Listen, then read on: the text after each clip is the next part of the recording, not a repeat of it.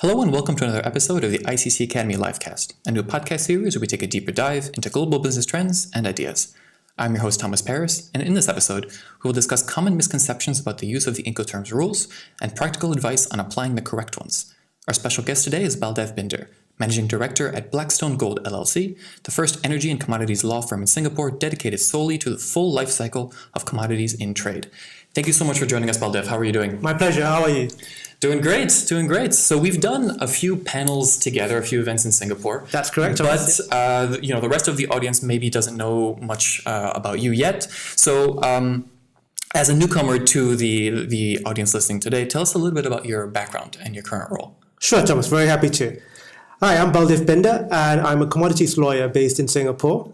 So a large part of the work that we do involves buying and selling of commodities, be it oil, gas, metals, minerals, agri-commodities. And what we find, at least on the legal side of things, is that the issues tend to be fairly similar, irrespective of what commodity type you're trading. And a large part of it falls into what I call operational issues. And that in turn means things like Incoterms, because Incoterms dictates who takes the risk on certain types of transport. Right now, our firm spends most of our time drafting trading contracts that deals with Incoterms. At the same time, we spend a fair bit of our time fighting about them when it goes wrong. So we deal with all the arbitrations and litigation. And in that process, that's where we really see some wild and wonderful permutations of the Incoterms. And I think a large part of the rationale behind this session today is really to sort of harness those poor experiences that other people have had and to sort of minimize the risk, especially because they're new Incoterms. Now they've come in force on 1st Jan. Mm-hmm. As you mentioned, so we were going to be taking a different approach for this discussion from the previous episodes. In those ones, we explored the origin of the rules, as in the reasons for the latest revisions, the 2020 revision. But for today's discussion, let's start by explaining how you approach the rules in your line of work and your interpretation of the foundational concepts. Good question. It's a lot to ask because the rules, there are 11 rules and they verge from one end of the spectrum to the other. But if I was approaching it for the first time, I think I'll bear in mind three fundamental concepts that you shouldn't forget when you're dealing with Incoterms. Number one has to do with costs. Number two, the risk involved. And number three, customs formalities. Now, each has its own consequence depending on whether you choose a certain Incoterm. But I think the ICC course on this, that the learning course that the ICC has promoted, it's phenomenal because it's got a color-coded sort of explanation of each particular Incoterm, each of the 11 Incoterms that you have there. And it does a good job to show who's responsible for costs, who's responsible for risks, and who's responsible for the custom formalities. But if I was to take a step back, and if you're fairly new to this concept, to these acronyms that are being bashed about, and I come from Singapore, so we love our acronyms. You know, there's an acronym for highway, for tax, for food delivery. Everything's got a 3-letter acronym. Even ICC. Correct. Yeah, that's absolutely right. And with all these acronyms, it's really hard to not really hard, but it can be challenging to get your head around it. So if you look at it as a starting point, think of it as a spectrum from left to right. And on the left, you've got the E rules and the F rules, the one starting with E and F. And that's where the buyer buying the goods takes most of the risk. And on the other end of the spectrum are the D rules, the delivery rules, where essentially the seller is saying, I've got your back, I'm going to deliver it all the way to the end, do not worry. So the seller then takes most of the risk. So that's the two varying end of the spectrum. In between, you have the C rules. And the C rules, we'll come to it later. They're not too different from the F rules in the first place. The C rules are just in between because in the C rules, delivery is not the destination.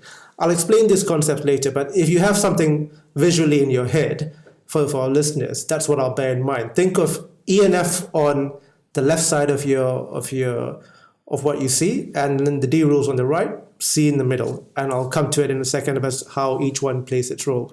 So as a quick refresher to everyone, how would you explain what the Incoterms rules are used for? Sure, Thomas. We had a breakfast seminar a few weeks ago, and I've asked this question to the audience there, and I think Thomas was there at that time as well. Yes. So I'll ask it again, because I start each session on Incoterms with the same question, and this is to test the general perception of what the Incoterms are about. So Incoterms, I go about asking, do they cover one of these four things or all of these four things? Number one, do they cover the delivery? Number two, do they denote or cover passing of title? Number three, do they cover the contract of carriage? And number four, whether all of the above. So it covers all of that as well. It's much like how you are in school. When you're in doubt, you choose the option that says all of the above. That's generally the way to go. Yeah. And it turns out to be incorrect. Well, not generally, it is incorrect. Yes. The common perception is that it's all lumped up into one. Incoterms covers everything. Yeah. Absolutely wrong. And that's where you can get some really, really grave mistakes with that sort of perception. All Incoterms does, if there's one thing the audience takes away from today's session, one thing alone, if you forget everything else, just remember that Incoterms covers the delivery, the passing of, it denotes what delivery is or where delivery is, and hence it denotes where the risk passes. It does not cover something like the passing of the title. And that is absolutely critical, because title, you'd see, it's where the main problems happen, because what are my goods and what are your goods naturally will always end up in a fight. It has all sorts of implications for payment, for insurance, for the risk of damage to the goods. So bear in mind that title really is a creature of the contract. It's not just because you've picked FOB or CFR or DAP, just because you put three letters behind something in your contract doesn't mean anything towards the title. So what happens typically in a contract, you should look out for a clause that deals specifically with title. How you want to deal with it, it's not a question for the Incoterms, not a question for the ICC. It's a pure commercial question, commercial bargain between the two parties. Most times, logically speaking, although I'm not in the operations business itself of trading, but logically speaking, the title should pass when you make payment. But there are many ways to skin that cat. The point being that don't think the Incoterms sort of deals with that problem. Mm-hmm. Now, the second thing that comes from that as well is that most parties often think, I've chosen CFR or CIF for an Incoterm, and that means my contract of carriage is sorted out. And unfortunately, it just doesn't magically appear that way. You don't create a contract of carriage just by putting three letters at the back of a clause. CFR just simply means that it is your obligation to go and find a contract to arrange for the carriage of the goods. It doesn't actually create that contract itself. I know it sounds fairly simple and fairly straightforward, but you'd be surprised how often people get themselves into these problems. Mm-hmm. And the last point I wanted to take you guys to is that what we often see is that parties would think, I've picked FOB and I don't really need to do anything. So if I want to sell, let's take grain, for example. If I want to sell grain today, I pick a price, I pick a volume, a tonnage, and then I put FOB at the back of it, and I'm good to go. And it's those three things do not constitute a contract just yet. There's an unreasonable amount of reliance put on Incoterms in terms of creating a contract.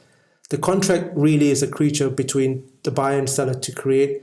The Incoterms simply does one thing and one thing alone, and that it denotes when delivery happens. Mm-hmm. So these things have implications, and I'll tell you why it has implications, because when you look at a contract's got many different facets to it. And the most important thing is that in a contract, you've got rights and obligations captured in the contract. Now, the CFR the Incoterms creates obligations. It creates responsibilities for obligations. Who's meant to arrange certain parts of the business? What it doesn't deal with is your main points of your contract. When goods are meant to be delivered, those are not covered within the Incoterm itself. The quantity, that's not covered. Warranties as to the quality of the goods, for example.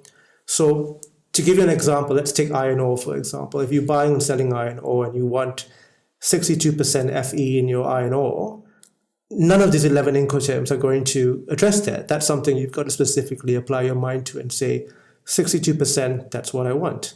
If you're selling coal, quite similar as well. If you want a certain type of CV quality onto it, whether it's 4.2, 4.8, 6.2, you have to specify it in the contract. Incoterms don't sort that out. More importantly, I would think, is things like payment issues. Payment tied with termination. And I'll tell you why, because we'll come to it subsequently when Incoterms gets mixed up with shipping terms. Shipping terms and payment terms can come together to create termination obligations. You can terminate a certain contract if certain dates aren't met.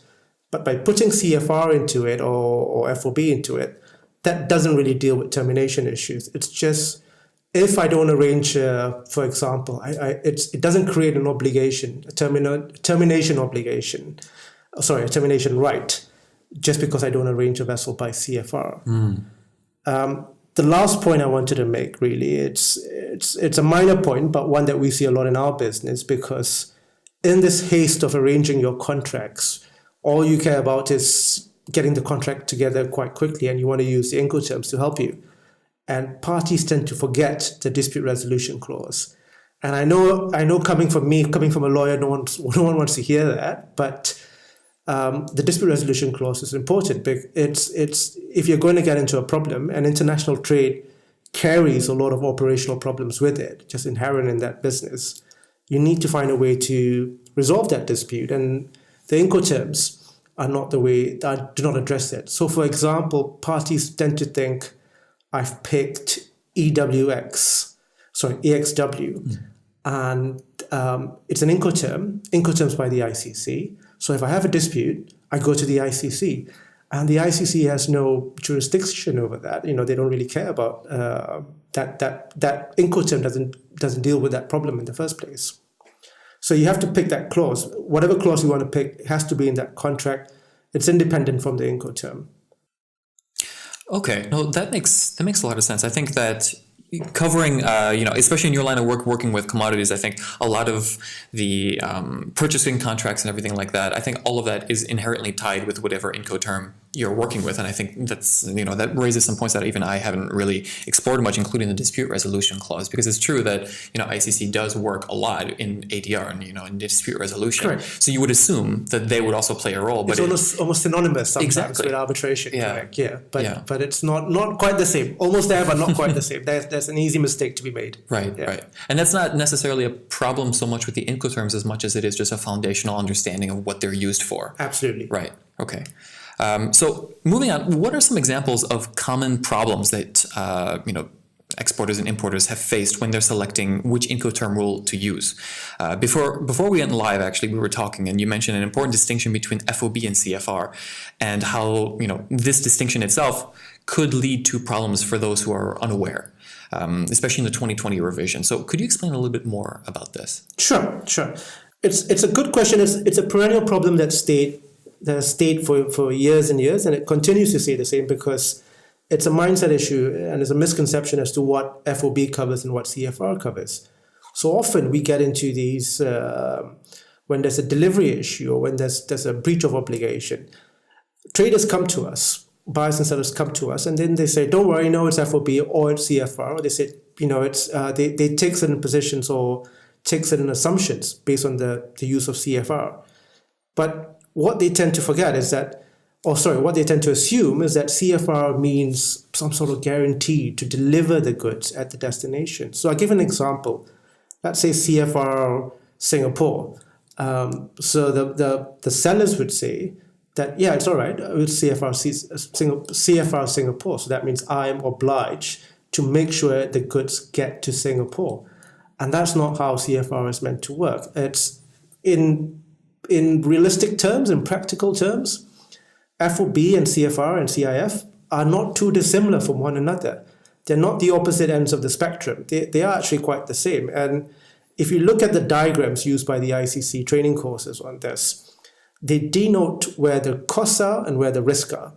And if you take a side-by-side comparison between FOB and CFR or CIF, whichever way it might be, the arrows that are drawn for the risk, and the risk is key because the risk is where all your it's where your legal obligations attached to.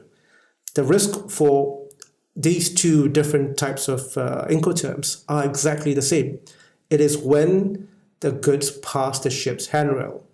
So the misconception is that parties think CFI or CFR equates to an obligation to ensure the goods get delivered to the destination port, meaning risk only pass at the destination port. That is incorrect. The risk pass in the same instance at the same time, whether it's FOB or CFR. That's one of the biggest misconceptions. The only point of CFR is that it then says who is responsible for organizing the vessel. Who's the seller then has to organize the vessel. That distinction, it's often misunderstood. And I think it's the second lesson. The first lesson being about the title. The second lesson to take away, I would say, it's that between the two, there aren't practically that much of a difference. Right. Okay. So we're getting some questions in the chat, which, feel free to send those through. We will be making some time at the end of the conversation. If we haven't addressed them naturally through the conversation, we'll get to those. So, feel free to send them in now. But while we're on the subject of examples, what are some other examples of Incoterms related choices that have caused problems? Good question. So I think another one I would think of is between the two ends of the spectrum. So you remember the E term, EXW, and the D terms, which is delivery at place or delivery duty paid. Between the two spectrums, the reason why they're at the end of each spectrum is because for the E terms, the buyer is the one that takes most of the risk. So the customs has to be cleared by a certain party, while on the D terms, it's the converse. So the issue about customs clearance, which is something you don't quite apply your mind to sometimes when you're just dealing with the contracts on a broad basis, you just think who's meant to cover the cost of the ship, when does the risk pass. The third piece of the pie that people might often overlook would be customs clearance. And that is where you might get into, you'll have to think whether the seller or the buyer, depending on which rule you use, is adequately equipped to clear customs. There's no point putting this rule in if your seller or buyer is just not in a position to clear customs on your behalf. This could be export customs for the E rule or import customs for the D rules. So regardless of which version you're familiar with, and by version I mean the Incoterms themselves. So we have the 2020, and then previously we had the 2010, which most people are familiar with.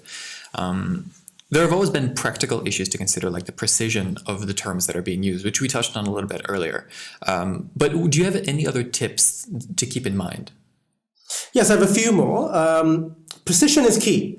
I think you're given an opportunity here to specify exactly where risk will pass, and have a think about it, because by saying Shanghai, what does that mean? Does it mean when it's gone into international waters in Shanghai? Does it mean it's at the anchorage?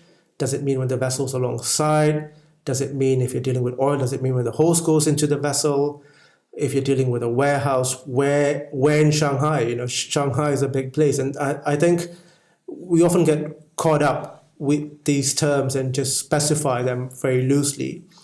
But we should bear in mind that this is an opportunity to really. It doesn't happen enough, but if I were doing it, I would say yes. Terminal X in Shanghai or warehouse A.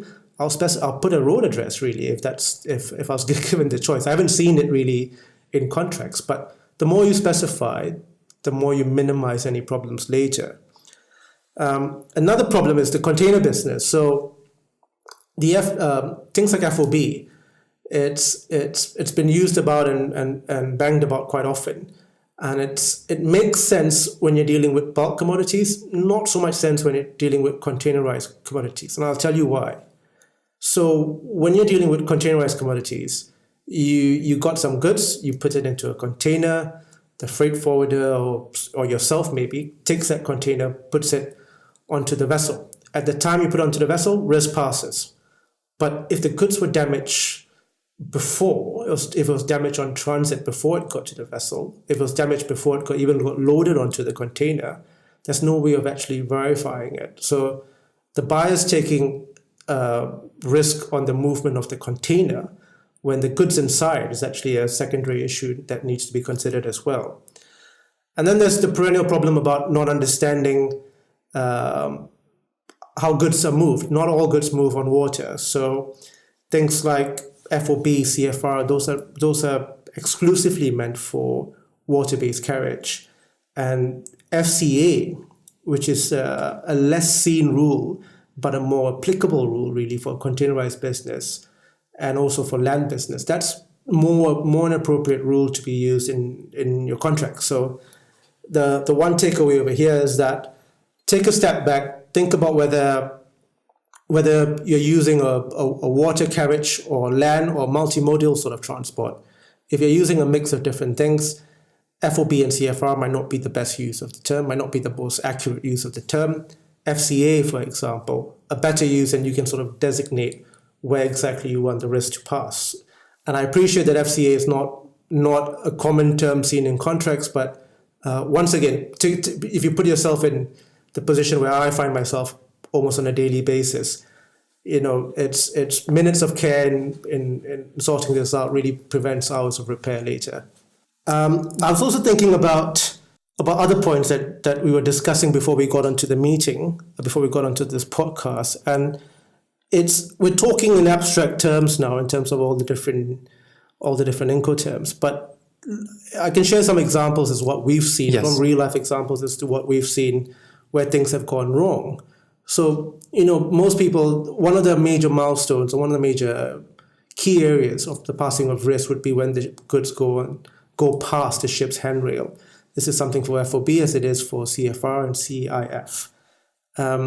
Now, you wouldn't expect it, but a lot of funny things can happen from the time you have the goods alongside on the berth, and when you're just actually moving across the gangway or the plank to go onto the vessel, goods can fall off. It's you wouldn't expect it, but a lot of strange things happen in this 20 meters or 30 meters between one point to the other.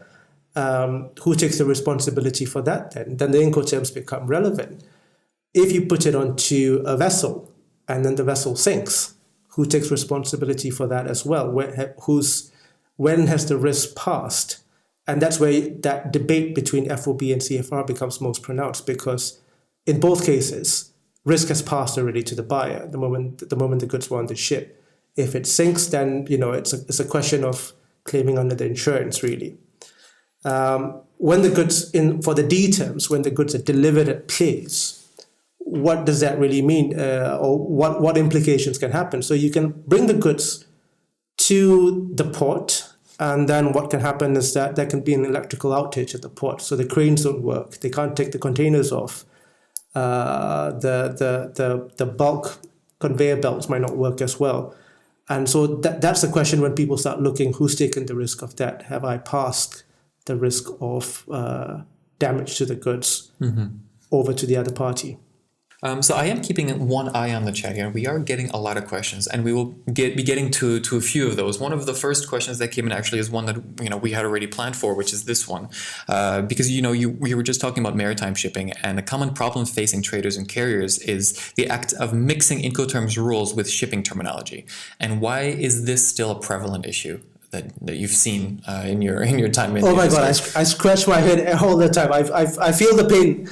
I feel the pain for everyone that gets involved in this.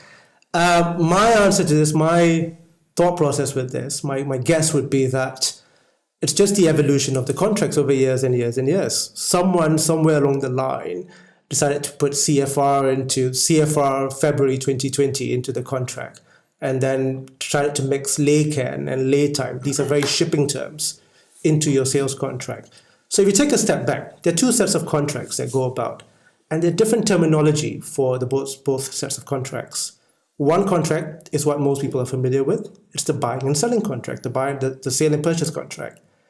That's where you designate an Incoterm in there between buyer and seller. That's fine. Between buyer and seller, there are key milestones or key obligations. One of it is timing, when you're meant to do the delivery, where you're meant to do the delivery to, quantity, quality, things like that. Then on the other hand, the other set of contracts you have is really between the charterer, the person who operates, who's arranged for the vessel, and the owner. So the charter party terms that come into it. So for example, the seller might have to enter into a charter with a vessel owner to arrange for the transport of the goods in a situation for CFR, for example.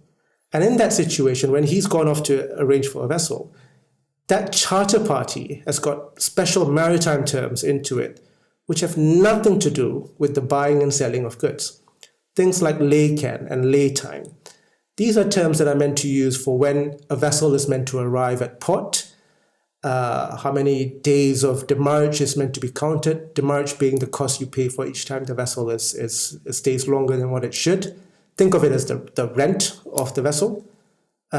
These terms get mixed up into all sorts of weird and wonderful permutations in a buy and sell contract. So you've got two contracts, and over time, traders have taken terms from both contracts, mashed it up together, and you get some really strange terms. But you know what? It gives us a job, because at the end of the day, we're the ones who have to come and look at it and fight about it at one point or the other, and put an interpretation towards it. It makes life quite difficult. It's a waste of money, if I be honest. It's a waste of management time as well, fighting about these things. And so the one lesson, once again, is prevention is better than cure. Right. So I'll give you some examples about where this has gone wrong before we take more questions. Yes, please.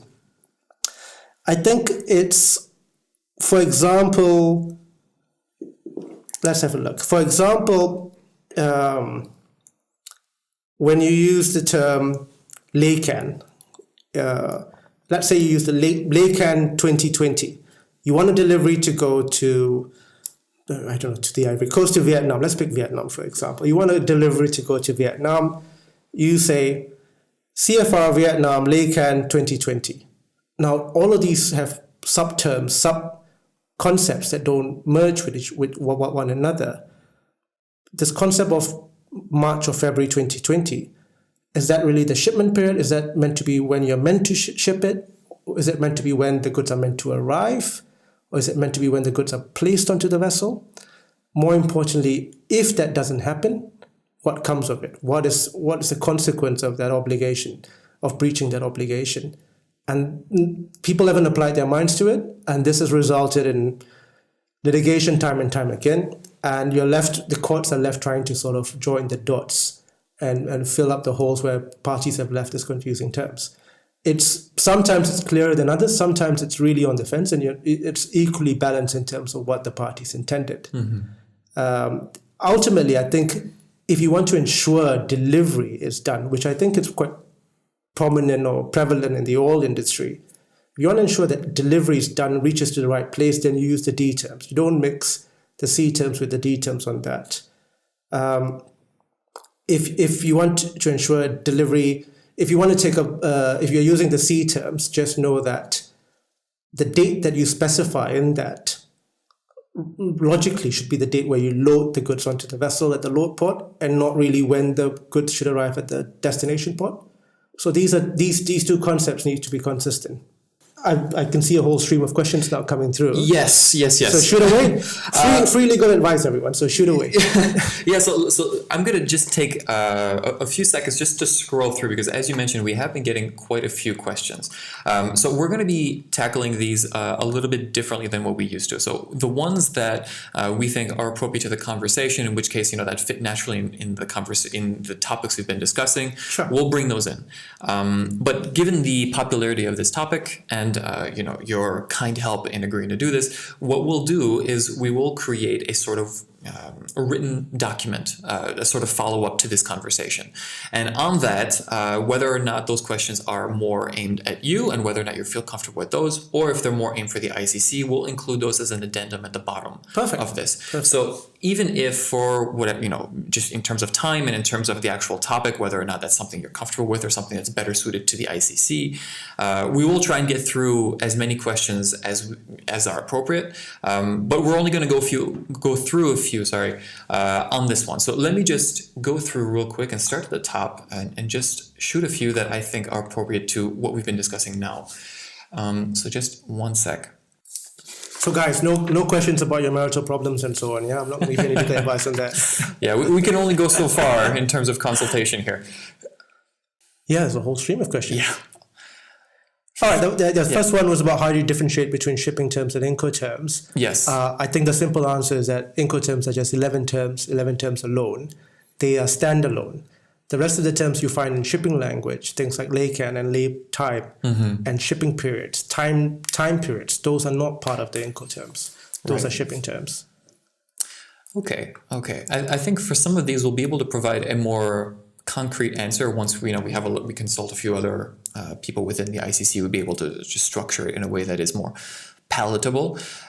I'll take the other question then. Sure. The question being that DDU is now terminated, and we'll use DAP in the future. What's the difference between the both? So I think you've got different D terms. You've got delivery at place unloaded, and delivery duty paid. These are the three sort of variants to it. The one point I wanted to make is slightly skewed off from the question that's being asked, is that delivery at place and delivery unloaded, once again, you're given the opportunity to specify where exactly that should be. It's a country or a city might not be enough. Or is that... So we have one from Professor Annabelle who says, how should parties make clear customs clearance responsibilities when they need them to be different from Incoterms standards due to local customs laws? Very good question. I would hazard a guess here. I wouldn't say this is something that is 100% certain, but so the Incoterms gives you, let's say, it gives you a broad framework of who's meant to cover certain customs obligations. And that's not always going to be applicable for every instance of clearing customs. And so I think that then becomes a creature of contract. So think of it this way. The Incoterms are a starting point towards it. You can, in exceptional cases, I wouldn't recommend this as a general course of things, but in exceptional cases, you can then put it in your contract to say, we're using a particular Incoterm, but insofar as it deals with customs clearance, we agree that it should be A, B, and C, and the other.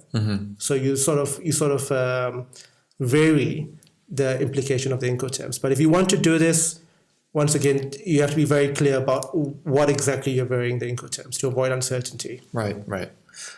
So we have another one from Abdullah who asks, so if I just cut it down here, could you please advise what are the main changes from 2020 back from 2010? And for that one, just to jump in, I think if you really want a more elaborate discussion on the topic, so as I mentioned in the beginning, but I think you might have had connection issues, is that we already sort of expounded on this topic with another episode that we've done a few months now with Emily O'Connor from the ICC. So if I would recommend for all of these questions that are specific to the changes of 2020, I would recommend to listen to that podcast because she did a wonderful job of sort of explaining in layman's terms what the changes are.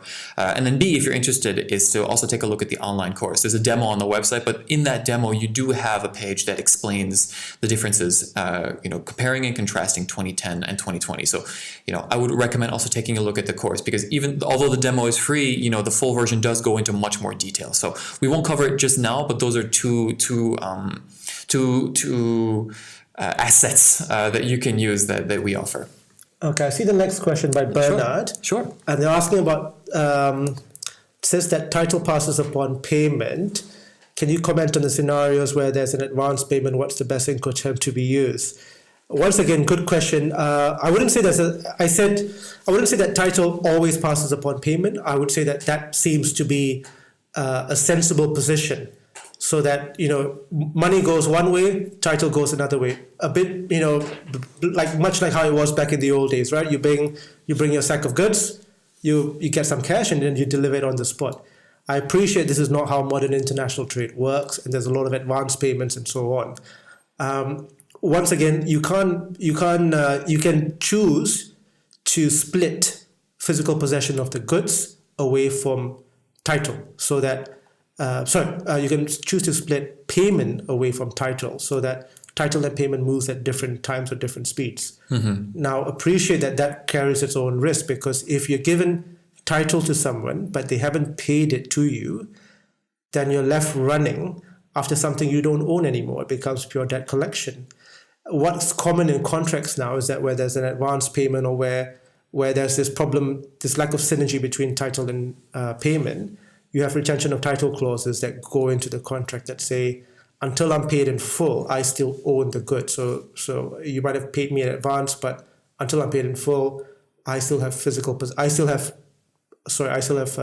to the goods.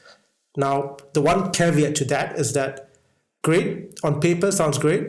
When you go to places like Vietnam, Indonesia, most parts of Asia, it's a whole different ballgame to say that you've got title on paper when the physical goods are no longer with you. So much like how it was in the old days, possession is still key. How do you mitigate this risk? Ultimately, it's a counterparty risk, and it's something that you have to trust the counterparty to comply with. Right.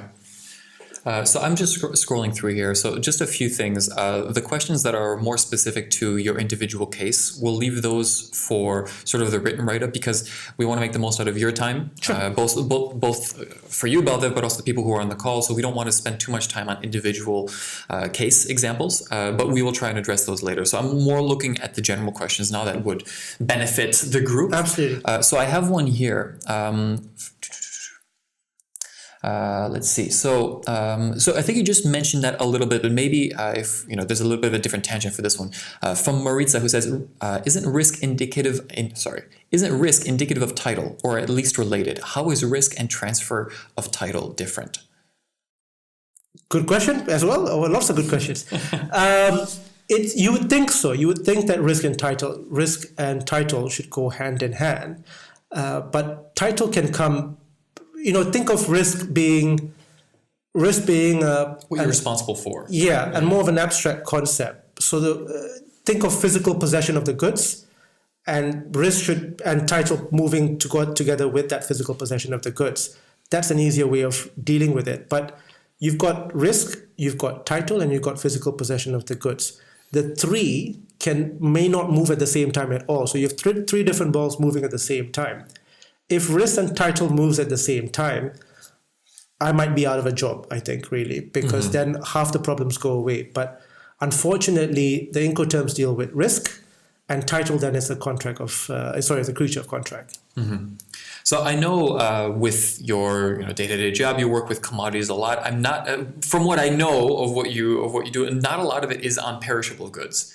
Correct. Right. So this question is on that. So I don't know if you've been exposed to it. So maybe I'll just throw it out there and see. Yeah. So we have here, do you have any tips regarding perishable goods? For example, fruits. Is it usual to contract an insurance cargo covering the fruit irrespective of the Incoterm used? So this might be a little bit out of your scope. I just kind of want to throw it out there. I think it's out of my scope, but I'm just going to say that I'm thinking from a common sense first principle sort of basis, that if you've got goods on and you want to cover the insurance, then you choose CIF, for example, then the seller covers the insurance aspect of it. And that should apply whether it's perishable or unperishable as well. Now, the issue with insurance coverage via the Incoterm is that it just specifies a certain minimum standard of coverage. So, for example, I think I can't remember whether it's CIF or CIP. One of them requires 110% of the value of the cargo. And what you might dictate in a contract could be a different coverage. So if you want to dictate a different coverage, a different value of coverage, or a different scope of coverage, that is something then you put into the contract apart from the Incoterms. Right. So I have a question here, which I think I can take myself from Ayrton, who's asking, are the Incoterms 2020 rules already published? So I think a lot of people who are very close with the ICC already know, because we tried to make a big splash about it, that the publication itself is already available, so both on ebook and the actual published book. And we also offer from the ICC Academy perspective, an online course on the topic. So to answer your question in the most zigzaggy way possible, yes, all of this is already available, and the terms have gone are operational, are live since the 1st of Jan. So if you need to get a hard copy or an e-copy, you can get those on the ICC store. And yeah, also just as an FYI, if you want to be able to have them in a mobile version, or if you want to sort of have an interactive handbook, the online course is a good way to do that. I'm going up to the question above, which is Ricardo. Does it make sense to import consignment stock under E or F terms? It's really a question of how your operations are like, whether you choose between E or F terms. Being E term, you really get to dictate where exactly you want the buyer to come and pick up the goods from you. Mm-hmm. You can say E-term my house, EXW my house. You come to my house, pick up the goods, and then off you go. Mm-hmm. Much like how it is on, I don't know, on eBay or Carousel or something, if you're going shopping that way. And the F-term then requires a further few steps to get the goods onto a vessel in the first place. So that's really an operational need where you want to place it on. Right. Okay. So a lot of the other ones that I've sort of shelved very specific, for now are very specific. But maybe what we can do is maybe just from your perspective is a few things that individuals should keep in mind when they need to select which Incoterm that would be most appropriate. So from where I'm sitting, for example, with the ICC or the ICC Academy isn't really the best vector for that, of being able to suggest, okay, we, based on, who your buyer is, where they are, and blah, blah, blah, this is what we recommend. All we can do is basically offer the rules as tools for you to be able to do it in your own way. But what are some things that you would recommend when somebody comes to you, for example, and say, what would be the best Incoterm in this scenario? I'm the buyer, I'm the seller, I'm shipping something to Hong Kong, blah, blah, blah. Because right off the bat, the things that come to mind that the ICC or ICC Academy can't really decide one way or the other is, for example, risk appetite. Correct. Right. And cost. And there's a lot of things that are very specific to the individual business. Correct. So, we'll see how many of those make sense for us to go through later. Yeah. But from where you're sitting, just instinctively, what are some things that come to mind? The one that comes to my head really it's the big one between FOB and CFR, for example. Mm-hmm. Should I arrange for the ship to deliver the goods to where it needs to get to? And that really is an operational question as to whether you foresee any problems in getting the vessel and getting the vessel to discharge the goods in the destination port. Now, strange things can happen in destination ports all over the world. And so there's a huge risk over there, because if you are the seller and you're looking to charter a vessel and you're deciding between FOB and CFR, and your only real decision is the charter rate, your only real metrics for that might not be the best way of going about doing it, because if the vessel gets stuck in some parts in the Middle East because of sanctions requirements, because it goes to China and then the receiver doesn't want to take the goods off, then you're liable for paying demurrage. Or if there's a bit of a bicker about who about the quantity or the quality of the goods. So arranging the vessel, it's not just a function of simply the charter rate. I think you also have to think about the reliability and think through the operational aspects of getting the goods off the vessel at the right place. So that's the big one between the two Incoterms. Right. Okay. So as I mentioned, the rest of the questions, we'll try and put those together, the ones that make the most sense in terms of what ICC is also comfortable in responding to in terms of what we would recommend in certain situations. Maybe we can pause here. I think we'll do more, whether it's, if you want to come back and do a sort of follow-up, or, with other speakers. We have, Incoterms is a popular topic, so anybody who's watching and listening now, feel free to, email us and let us know, what sort of topics that you would want ICC Academy to cover within the Incoterms vertical. We'll be happy to sort of schedule that over the next few months. Absolutely. I think that's a good idea, because the questions are quite varied, and from our perspective, I would like to give a broad overview as to the major things that we see happening, but each individual commodity type has got its own very sort of situation as well in terms of what happens with the Incoterms, and that's quite. I would actually encourage the audience to send their questions in, and I'll be happy to come back at another time and actually address them in proper organized silos, really, because across different spectrums, to go into certain detail on D terms, for example, you might alienate people. Some people might leave the chat then after a while. right. Because it goes into a detailed discussion on something that doesn't quite affect them that much. But I welcome the questions. I think collectively, the more we ask, the more we speak about the topic, the more we highlight examples, real life problems we have, the more the audience, generally everyone benefits from that, myself included. Well, thank you again for making the time to do this. Is there anything that you want to leave the audience with, a sort of concluding little hook, something that they can take away from our conversation today? I think I'll leave with where I started off as well. That if there is one thing you take away from it, is that the Incoterms the Incoterm is meant to cover delivery and the passing of risk, and not title. That fundamental distinction needs to be eradicated. Right. It's something you come across a lot. Far too often. Right. Yeah. Right. Okay. Well, I hope that next time we have this conversation that, we have a lot of these questions are answered. We can get some brand new ones. So thank you again for your time, Baldev. This has been very interesting. Absolutely. My pleasure. And to address a few queries that were coming through in terms of the actual online course. So if anybody's interested in learning more about the Incoterms rules, we encourage you to visit the ICC Academy website. Our new certificate was recently launched in September, and it's the only officially licensed ICC online course on the 2020 rules, and comes packed with study documents, animated videos, and case studies. And you'll also learn to improve your business transactions by finding the right Incoterm rule, thanks to our exclusive comparison matrix. And this is very important because a lot of the questions that you guys are sending through is on which Incoterm would be the most appropriate. And using this comparison matrix actually allows you to decide, based on which type of obligation and responsibility you want as a priority, be able to suggest which Incoterm would fit best in different scenarios. And that's integrated into the course itself. So we recommend you check that out. At least check out the demo on our website. We hope that this will be useful. So our website is www.icc.academy. And you can also send your questions through the chat on our website or through our email. So we look forward to hearing from you. And as a reminder, we are hosting live broadcasts every month. So sign up on our website for free and subscribe to our YouTube channel. And ladies and gentlemen, this has been another episode of the ICC Livecast. See you next time.